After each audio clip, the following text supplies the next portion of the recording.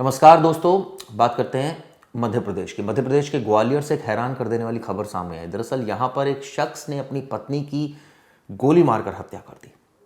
ये उसकी पत्नी का पांचवा रिश्ता था, पांचवा अफेयर था, इस तरह की जानकारी निकलकर सामने आ रही। दरअसल जिसकी मौत हुई है उसका नाम नंदनी परिहार है। अरविंद परिहार ने उसकी गोली मारकर हत्या कर दी। उसके सिर में 2 गोली धंसी हैं और 3 गोली चेहरे समेत शरीर के दूसरे अंगों पर लगी। इस सिलसिले में पुलिस ने मुकदमा दर्ज कर लिया है। जांच की तो हैरान कर देने वाली कहानी सामने आई। दरअसल आपको बता दें कि आरोपी जब गोली उसने मारी तो सड़क के किनारे बैठा रहा। जब पुलिस आई तो पुलिस पर बंदूक तान दी, उसके बाद खुद अपने ऊपर बंदूक तान दी। बाद में पुलिस ने उसको काबू कर लिया। अब इस मामले में उसने ऐसा क्यों किया, इसके पीछे कई कहानियां सामने आ रही। दरअसल अपनी पत्नी अन्नी को गोली मारने के बाद पति अरविंद ने फेसबुक पर लाइव किया और वहां पर बोला ये मेरी पत्नी है। इसके साथ जो बॉयफ्रेंड है कल्लू और अंकुश पाठक भी थे, जो मौके से भाग गए। ये भी 6 महीने पहले भाग गई थी। दोनों युवकों के साथ मिलकर मुझे ब्लैकमेल कर रही थी। इस तरह के संगीन आरोप लगाए। ये भी लगाया कि मेरी 3 एम्बुलेंस अपने नाम करवा ली और मकान मांग रही थी। मेरी शिकायत पर सुनवाई नहीं हो रही थी। आरोप है कि नंदिनी ने पैसे ऐंठने के लिए अंकुश और कल्लू नाम के 2 शख्स की बातों में आकर अरविंद के खिलाफ पुलिस में शिकायत भी दर्ज कराई थी। अब सोचिए किस तरह का रिलेशनशिप था कि अपने पति के खिलाफ ही शिकायत दर्ज करा दी, क्योंकि उसको पैसे चाहिए थे, वो ब्लैकमेल कर रही थी। अब आपको इसकी क्राइम कुंडली के बारे में बताता हूं। दरअसल नंदिनी पर कितने केसेस हैं। इसकी पहली शादी होती है गोटी राम केबट के साथ हुई थी। दतिया जिले के ये बताते हैं कि वो निवासी है। नंदिनी की दतिया के ही निमलेश जैन के साथ ये रहने लगी।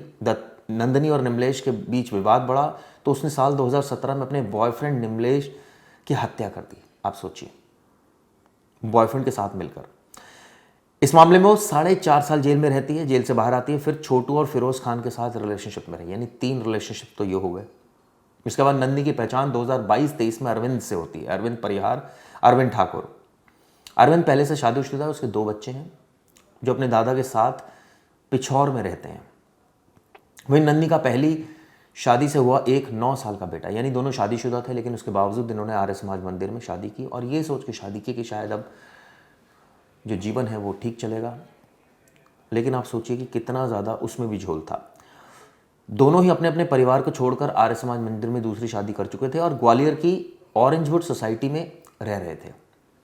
अब रहने भी लगे ऑरेंजवुड सोसाइटी में। 3 साल एक साथ भी रहे, लेकिन अब फिर पैसों को लेकर झगड़े होने लगे और उसके बाद नंदिनी ने सोचा कि क्यों ना इसको भी ठिकाने लगा दूं। आप सोचिए, उसको ऐंठने लगी, उससे पैसे मांगने लगी, धमकाने लगी, पुलिस तक में जाने की धमकी देने लगी। दरअसल नंदिनी ने अरविंद पर सिरौल थाने में 3 और जीवाजी यूनिवर्सिटी थाने में 1 केस दर्ज करा दिया, यानी टोटल आप सोचिए 4 केसेस अरविंद के खिलाफ नंदिनी ने दर्ज करा दिए। ऐसे में एक पति क्या करेगा? एक पति वही करेगा कि उसने परेशान होकर केस दर्ज कराया और अरविंद ने उसे कार से कुचलने की, मारने की। पिछले साल नंदिनी केस दर्ज कराया है कि अरविंद ने उसे कार से कुचलने की, मारकर कोशिश की। मतलब ये इस तरह का भी मामला दर्ज कराया कि अरविंद जो है वो उसकी जान लेना चाहता है, कार से उसको कुचलने की कोशिश की गई, तमाम चीज़ें। पुलिस ने हत्या का प्रयास का केस दर्ज किया। हालांकि कोर्ट में नंदिनी अपने बयान से पलट गई तो अरविंद को बेल मिल गई। बाद में नंदिनी ने शपथ पत्र देकर कहा कि अरविंद से उसका राजीनामा हो गया, तो अरविंद हत्या के केस से दोष मुक्त हो गया। अब आप सोचिए, संपर्क में थे दोनों, लेकिन फिर विवाद बढ़ा और विवाद ये हो गया कि भाई अब वो ये सोचने लगा कि अब क्यों ना इसके पैसे को हथियाया जाए। उससे एम्बुलेंस ले ली, मुकदमे दर्ज कराने की धमकी देने लगी। तो इसी बात से आहत होकर अब अरविंद ने उसकी गोली मारकर हत्या कर दी। 5 गोलियां उसके मारी गई हैं। पुलिस ने उसको पकड़ लिया है। क्राइम सीन पर बैठ फेसबुक लाइव उसने किया और इस कहानी ने कई सवाल खड़े कर दिए। सवाल ये कि एक औरत के आप सोचिए कितने रिलेशनशिप थे और पहले उसने अपने बॉयफ्रेंड के साथ मिलकर निमलेश की हत्या की, जिसमें वो जेल भी गई, बाहर आई, फिर दोबारा उसने अपने पति अरविंद के ऊपर कई सारे मुकदमे दर्ज करा दिए।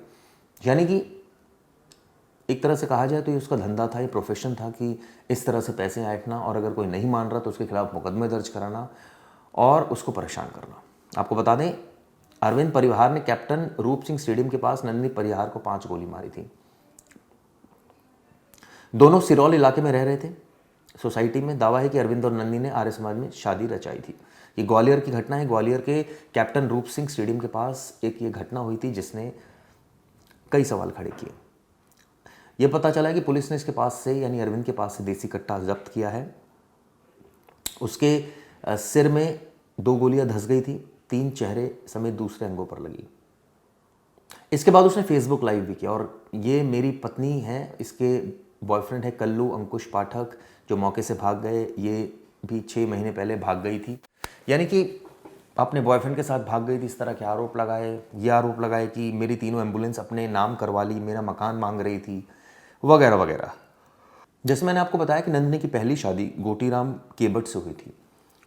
वो दतिया ज़िले के कैरो नाधार गांव का निवासी है। इसके बाद नंदिनी की दतिया के ही निमलेश जैन के साथ रहने लगी, यानी कि पहले जो शादी गोटीराम से हुई उसके बाद निमलेश के साथ हुई दूसरी। फिर निमलेश के बीच और नंदिनी के बीच विवाद हो गया तो साल 2017 में अपने बॉयफ्रेंड के साथ निमलेश की हत्या कर दी, यानी 4 रिलेशनशिप में रही। इसके बाद करीब 4.5 साल जेल में रही। फिर छोटू और फिरोज खान के संग रहने लगी, यानी 6 रिलेशनशिप। इसके बाद 7वां अरविंद, और जो अभी और बता रहे हैं, यानी कई मल्टीपल रिलेशनशिप में थी। और इस तरह की घटना ने अब कई सवाल खड़े कर दिए। बहरहाल पुलिस ने आरोपी को तो गिरफ्तार किया, लेकिन जिस तरह से उसने इस गोलीकांड को अंजाम दिया उससे कई सवाल खड़े हुए। आपका इस पूरी घटना के बारे में क्या कहना है, जरूर बताइएगा। धन्यवाद।